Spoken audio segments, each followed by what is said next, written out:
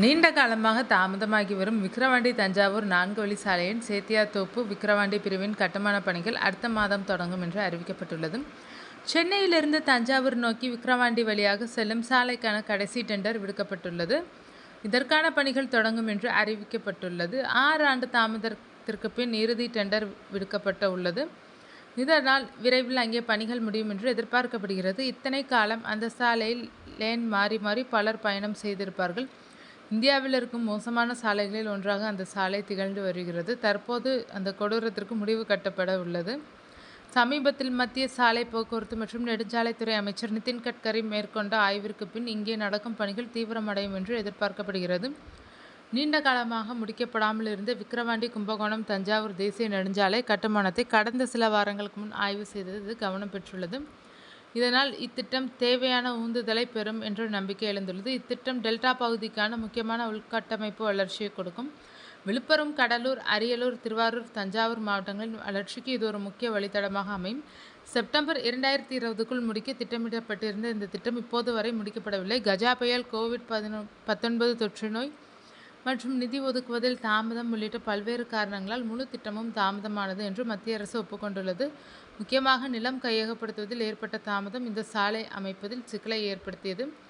தஞ்சாவூர் முதல் சோழபுரம் மற்றும் சோழபுரம் முதல் சேத்தியாத்தோப்பு வரையிலான திட்டத்தின் 2 தொகுப்புகளில் சுமார் 95% பணிகள் நிறைவடைந்துள்ளன. மற்ற தொகுப்பின் ஒப்பந்தத்தை முடித்துவிட்டு புதிய டெண்டருக்கு செல்ல NHAI முடிவு செய்திருந்தது. கூடிய விரைவில் பணிகள் துவங்கப்படும் என்று கூறப்படுகிறது.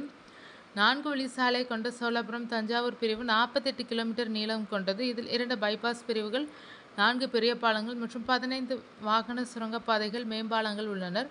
சேத்தியாத்தோப்பு சோழபுரம் பிரிவு சுமார் 50 கிலோமீட்டர் தூரத்துக்கு இயங்குகிறது.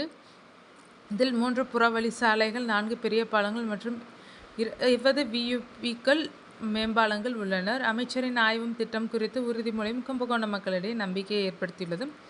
இத்தனையால் இந்த திட்டம் நத்தை வேகத்தில் நகர்ந்து கொண்டிருந்தது. இத்திட்டத்தின் அமைச்சரின் நேரில் ஆய்வு செய்தது அப்பகுதி பெரிய நம்பிக்கையை ஏற்படுத்தியுள்ளது. சோழபுரம் தஞ்சாவூர் இடையிலான நெடுஞ்சாலை பகுதி முழுமையாக பணிகள் முடிக்கப்பட்டு விரைவில் போக்குவரத்து திறக்கப்பட வேண்டும் என்று விரும்புகிறோம். அமைச்சரின் வருகையை தொடர்ந்து மற்ற தொகுப்புகளும் விரைவாக நிறைவேற்றப்படும் என்று நம்புகிறோம் என்று அப்பகுதி மக்கள் ஊடகங்களில் தெரிவித்துள்ளனர். இதுபோக சென்னை உள்ளே போக்குவரத்து நெரிசலை குறைக்க மாமல்லபுரத்திலிருந்து காட்டுப்பள்ளி துறைமுகத்தை இணைக்கும் 10 வழி சென்னை அவுட்டர் சாலையின் பணிகள் 2 கட்டமாக நிறைவடைந்தது. ஜனவரியில் போக்குவரத்து திறக்கப்படும் என்று அறிவிக்கப்பட்டுள்ளது. இதன் மூலம் தமிழ்நாட்டில் திறக்கப்படும் முதல் 10 வழியாக சாலையாக இது மாறும் என்று எதிர்பார்க்கப்படுகிறது. காட்டுப்பள்ளி துறைமுகத்தை மனதில் வைத்து இந்த சாலை விரிவாக்கம் செய்யப்படுகிறது. சென்னையில் அதிகரித்து வரும் போக்குவரத்து நெரிசலுக்கு தீர்வு காண கிண்டி, கத்திபரா, மணலி இடையே 100 அடி சாலை, இருளையூர், புழல் இடையே சென்னை புறவழி சாலை, வண்டலூர், மீஞ்சூர் இடையே சென்னை புறவழி சாலை உட்பட பல முக்கிய சாலைகள் அமைக்கப்பட்டுள்ளனர். இருப்பினும் சரக்கு லாரிகள் முதல் அரசு மற்றும் ஆம்னி பேருந்துகள், கார்கள் மற்றும் இருசக்கர வாகனங்களின் எண்ணிக்கை தொடர்ந்து அதிகரித்து வருவதால் இந்த சாலைகள் 24 மணி நேரமும் டிராஃபிக்கில் சிக்கி தவித்து வருகின்றனர். இதற்கு தீர்வு காணவே தற்போது 10 வழி சாலை அமைக்கும் முடிவு எடுக்கப்பட்டுள்ளது.